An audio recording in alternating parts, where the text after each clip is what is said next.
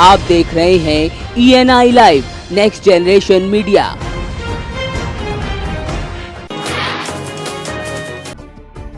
बलिया में निकाय चुनाव का प्रचार करने आए यूपी के मुख्यमंत्री मंच से सपा बसपा पर जमकर बरसे। सीएम ने कहा कि सारे ठेके लखनऊ से ही डील होते थे, मंत्री और विधायक ठेके की लूट खसोट में शामिल होते थे। उन्होंने कड़े शब्दों में अधिकारियों को चेतावनी देते हुए कहा कि गरीबों के हक को लूटने वाले अधिकारियों की संपत्ति जब्त होगी। उन्होंने कहा कि आने वाले समय में गरीब तक आवास पहुँचाने की योजना उनकी सरकार बना रही है।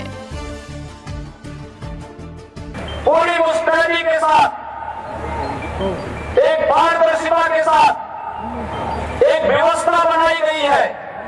11 लाख आवास, जिसमें 1,61,000 केवल शहरी क्षेत्र में दिए गए हैं और हमारा लक्ष्य है कि इस वर्ष हम शहरी क्षेत्र में 5,60,000 आवास उपलब्ध कराएंगे गरीबों को और 2022 तक आदरणीय प्रधानमंत्री श्री नरेंद्र मोदी जी की भावनाओं के अनुरूप उत्तर प्रदेश में कोई गरीब नहीं बचेगा जिसके सिर को ढकने के लिए हम आवास न दे दें, उसको छत उपलब्ध करवा दें। एक पूरी व्यवस्था प्रदेश के अंदर हम लागू करने जा रहे हैं, चाहे वो गांव में रहता हो या शहर में रहता हो।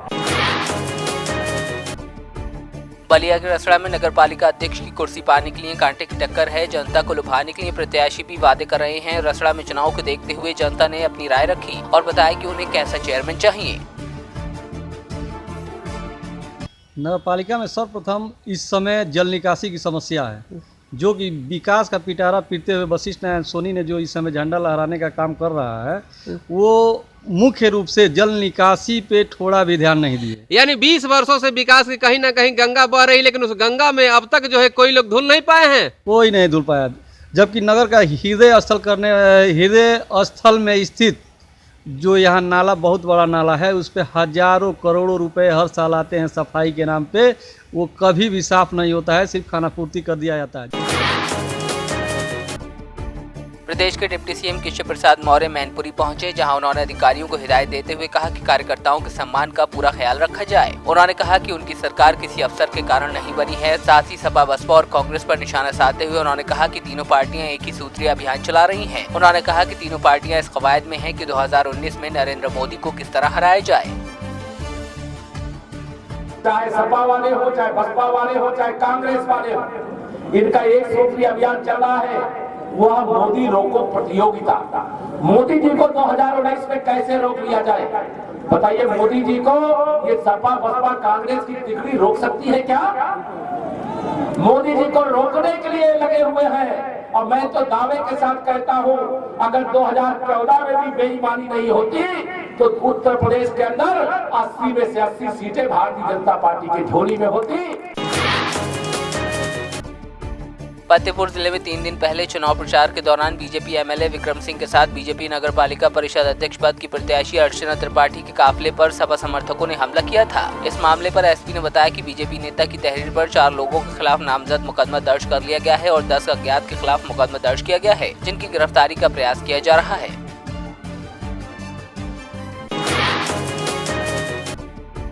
फतेहपुर जिले में नगर निकाय चुनाव को देखते हुए आचार संहिता का पालन कराने के लिए शहर के बरवा चौराहे पर एसडीएम और सीएसटी वाहन चेकिंग कर रहे थे। तभी एक लग्जरी कार के आगे नंबर प्लेट पर पुलिस का लोगो और सूर्य का निशान था। साथ ही बीचों बीच डीजीपी का झंडा लगा हुआ था, जिसे देख चेकिंग कर रहे पुलिस कर्मियों में हड़कंप मच गया और गाड़ी को पासिंग देने में लग गए। लेकिन जब गाड़ी को गौर से देखा गया तो गाड़ी प्राइवेट दिखी, जिसके बाद कार को सीज कर दिया गया।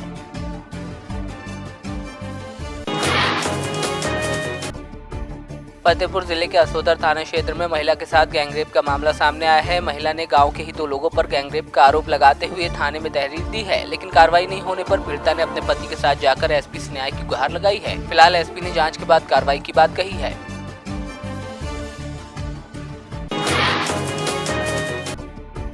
मिर्जापुर में क्षत्रिय समाज के लोगों ने पद्मावती फिल्म का विरोध किया। कलेक्ट्रेट परिसर में विरोध प्रदर्शन करते हुए क्षत्रिय समाज के लोगों ने संजय लीला भंसाली के खिलाफ जमकर नारेबाजी की। फिल्म में आपत्तिजनक सीन को हटाने की मांग की गई। इस संबंध में जिलाधिकारी को एक ज्ञापन सौंपा गया।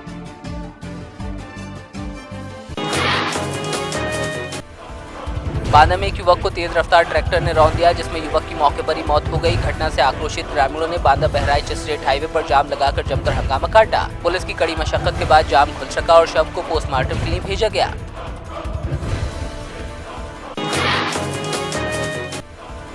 मथुरा के थाना हाईवे इलाके के गांव मोहौली में अज्ञात बदमाशों ने घर में सो रही 25 वर्षीय महिला की गला दबाकर हत्या कर दी। बदमाश घटना को अंजाम देकर फरार हो गए। घटना की सूचना पाकर मौके पर पहुंची पुलिस ने शव को अपने कब्जे में लेते हुए पोस्टमार्टम के लिए भेज दिया। फिलहाल पुलिस मामले की जाँच में जुटी है।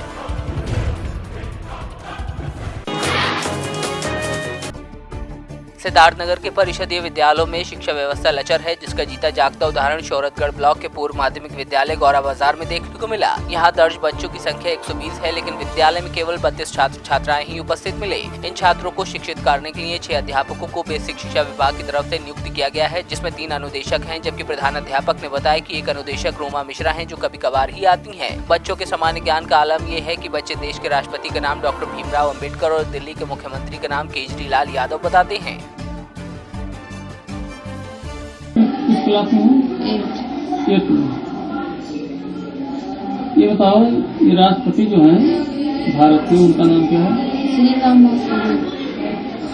मुख्यमंत्री जो दिल्ली के हैं, उनका नाम बताओ। उनका श्री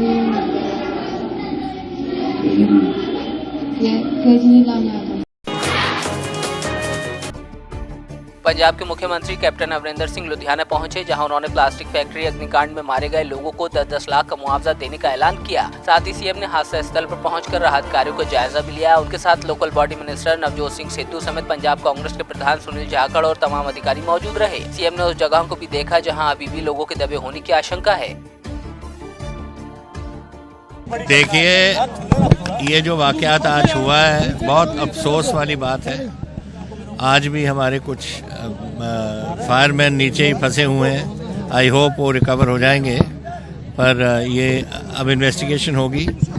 एक इंक्वायरी मैंने बैठाई है under the divisional commissioner to find out के क्या कारण हुआ, क्या नहीं हुआ, और नेचुरली हम इन कॉम्पनसेशन वगैरह करेंगे। हमारे लोग थे सब, एंड आई होप कि we will find some more people जेडे आर अलाइव। पंजाब के पूर्व मुख्यमंत्री प्रकाश सिंह बादल मुक्तसर के लंबी कस्बे में पहुंचे, जहां उन्होंने कार्यकर्ताओं से मुलाकात की। प्रकाश सिंह बादल ने इस दौरान लुधियाना प्लास्टिक फैक्ट्री अग्निकांड और बिल्डिंग गिरने की घटना पर दुख जताया। साथ ही हादसे में मरने वालों के प्रति गहरा दुख व्यक्त किया। वहीं पद्मावती फिल्म पर बादल ने अपनी राय रखी। प्रकाश सिंह बादल ने कहा कि ऐसी फिल्मों को रिलीज करने से पहले संबंधित तबके को कहानी जरूर बतानी चाहिए। ਜਿਹੜੇ ਸੈਂਸਰ ਬੋਰਡ ਵਾਲੇ ਹੈ, ਮਾਫ ਕਰਨਾ, ਚੰਗੀਆਂ ਪਰਸਨੈਲਿਟੀ ਹੁੰਦੀਆਂ, ਮੈਂ ਉਹਨਾਂ ਨੂੰ ਨੁਕਤਾਚੀ ਨਹੀਂ, ਪਰ ਕਈ ਦਫਾ ਉਹਨਾਂ ਨੂੰ ਇਤਿਹਾਸ ਦਾ ਨਹੀਂ ਪਤਾ ਹੁੰਦਾ।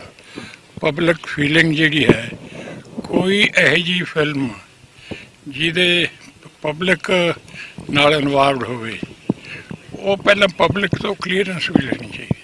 ਕਿਸੇ ਧਰਮ ਨਾਲ, ਕਿਸੇ ਬਰਾਦਰੀ ਨਾਲ, ਕਿਸੇ ਨਾਲ ਜਿਹਦਾ ਪਿਕਚਰ ਬਣ ਗਈ, ਉਹ ਬਰਾਦਰੀ ਜਿਹੜੀ ਹੈ, ਰਾਜਪੂਤ ਬਰਾਦਰੀ, ਉਹ ਉਹਨੂੰ ਪਸੰਦ ਨਹੀਂ ਕਰਦੀ, एजिटेशन हो रही है।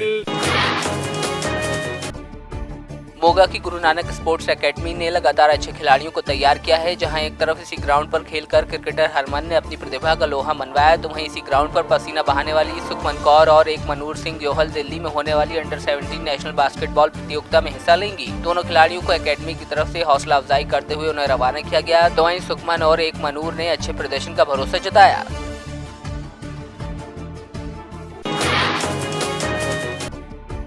लातूर जिला परिषद की ओर से विशेष सभा बुलाई गई थी, जिसमें जिला परिषद के सभी सदस्य मौजूद थे। सभा में भारत स्वच्छता अभियान के तहत लातूर जिले के तमाम मुद्दों पर चर्चा होनी थी, लेकिन विरोधी पक्ष कांग्रेस के गढ़ नेता धीरज देशमुख ने पहले किसानों के विषय पर चर्चा करने को कहा, लेकिन सत्ताधारी पक्ष ने कहा कि जिस वजह से ये सभा बुलाई गई है उस मुद्दे पर ही चर्चा होगी। किसानों के विषय पर दूसरी सभा में चर्चा होगी, लेकिन धीरज देशमुख और अन्य 15 सदस्यों ने बात न मानते हुए सभा का बहिष्कार कर दिया।